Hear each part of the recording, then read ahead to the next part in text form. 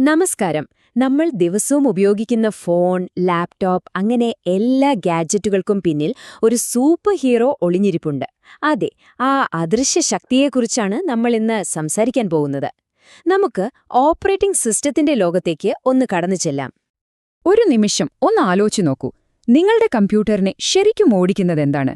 നിങ്ങൾ തുറക്കുന്ന ആപ്പുകളാണോ അതോ നിങ്ങൾ കാണുന്ന വെബ്സൈറ്റുകളാണോ? അല്ല, ഇതിന്റെയൊക്കെ പിന്നിൽ എല്ലാം നിയന്ത്രിക്കുന്ന ഒരു പ്രധാന ശക്തിയുണ്ട്. അതെന്താണെന്ന് നമുക്ക് നോക്കാം. അവിടെയാണ് ഓപ്പറേറ്റിംഗ് സിസ്റ്റം അല്ലെങ്കിൽ നമ്മൾ ചുരുക്കി പറയുന്ന OS വരുന്നത്. ഇതിനെ നമ്മുടെ കമ്പ്യൂട്ടറിന്റെ ഒരു തലച്ചോറ് എന്നൊക്കെ വേണമെങ്കിൽ പറയാം. നമ്മൾ മൗസ് അനക്കുന്നത് മുതൽ വലിയ ഗെയിം കളിക്കുന്നതുവരെ എല്ലാ കാര്യങ്ങളെയും ഒരുമിച്ച് കൊണ്ടുപോകുന്ന ഒരു മാസ്റ്റർ പ്രോഗ്രാമാണിത്. ഒന്നാലോചിച്ച് നോക്കിക്കേ. ലോകത്തിലെ ഏറ്റവും മികച്ച സംഗീതജ്ഞർ എല്ലാവരും ഒരുമിച്ചിട്ടുണ്ട്. പക്ഷെ അവരെ നയിക്കാൻ ഒരു കണ്ടക്ടറില്ല. എന്തായിരിക്കും അവസ്ഥ? ആകെ ബഹളമായിരിക്കും, അല്ലേ? അതുപോലെ തന്നെയാണ് ഒരു OS ഇല്ലാത്ത കമ്പ്യൂട്ടറും. അതിനകത്ത് CPU, മെമ്മറി, ഹാർഡ് ഡ്രൈവ് അങ്ങനെ ശക്തമായ ഒരുപാട് ഭാഗങ്ങളുണ്ട്. പക്ഷേ ഒരുമിച്ച് ഒരു താളത്തിൽ പ്രവർത്തിപ്പിക്കാൻ ഒരു വഴികാട്ടി വേണം. അപ്പോ കമ്പ്യൂട്ടറിന് എന്തിനാണൊരു ബോസ്? കാരണം വളരെ സിമ്പിളാണ്. ഒരു ബോസ് ഇല്ലെങ്കിൽ എല്ലാ പ്രോഗ്രാമുകളും ഒരേ സമയം എനിക്ക് വേണം എന്ന് പറഞ്ഞു ബഹളം വയ്ക്കും. ഈ ബഹളം നിയന്ത്രിച്ച് എല്ലാവർക്കും വേണ്ടത് കൃത്യമായി വീതിച്ചു നൽകാനാണ് OS എന്നൊരു ബോസ് അവിടെ ഇരിക്കുന്നത്. ഇതാണ് ഏറ്റവും വലിയ വെല്ലുവിളി, അല്ലേ? നമുക്ക് ഒരേ സമയം പാട്ട് കേൾക്കണം, കൂട്ടുകാരോട് ചാറ്റ് ചെയ്യണം, ബാക്ക്ഗ്രൗണ്ടിൽ ഒരു സിനിമ ഡൗൺലോഡ് ചെയ്യണം. ഇവയൊന്നും തമ്മിൽ കൂട്ടിയിടിച്ച് സിസ്റ്റം ഹാങ് ആവാതെ എങ്ങനെ ഭംഗിയായി നടക്കും? അവിടെയാണ് OSന്റെ ഒരു മാജിക് വരുന്നത്.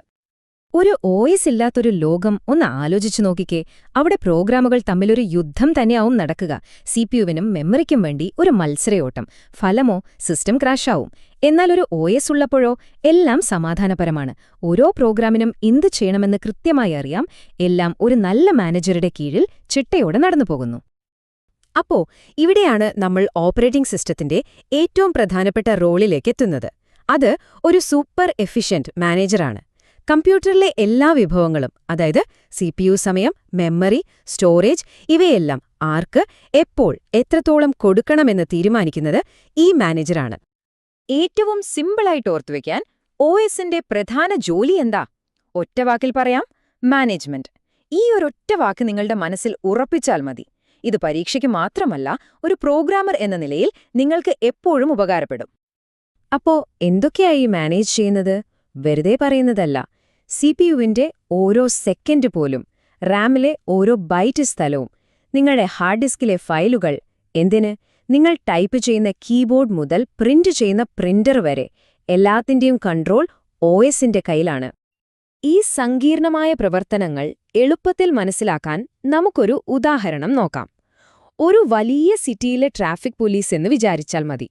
കമ്പ്യൂട്ടറിനകത്തെ ഡേറ്റാ ഹൈവേകളിൽ ഒരു ട്രാഫിക് ബ്ലോക്കുമില്ലാതെ കാര്യങ്ങൾ സ്മൂത്തായി പോകുന്നു എന്ന് ഉറപ്പാക്കുകയാണ് ഈ പോലീസുകാരന്റെ ജോലി. ഈ ആശയം മനസ്സിൽ വെച്ചുകൊണ്ട് നമുക്ക് മുന്നോട്ടു പോകാം. അപ്പോ ഒരു ട്രാഫിക് പോലീസ് എന്ന നിലയ്ക്ക് ഈ OS എന്തൊക്കെ ജോലികളാണ് ചെയ്യുന്നത്? നമുക്ക് ഓരോന്നായിട്ടൊന്ന് നോക്കാം, അല്ലേ? ഒന്നാമത്തേത് മൾട്ടി പ്രോഗ്രാമിംഗ്. സിറ്റിയിലെ മെയിൻ ഹൈവേ, അതാണ് നമ്മുടെ CPU. ഒരു സെക്കൻഡ് പോലും വെറുതെ ഇടാൻ ഈ ട്രാഫിക് പോലീസ് സമ്മതിക്കില്ല.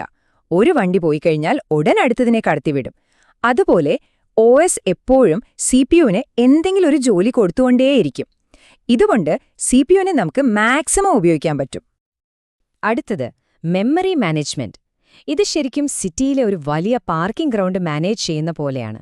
ഓരോ വണ്ടിക്കും അതിൻ്റേതായ കൃത്യമായി വരച്ചിട്ട പാർക്കിംഗ് സ്പേസ്, അതായത് മെമ്മറി സ്പേസ് കൊടുക്കും.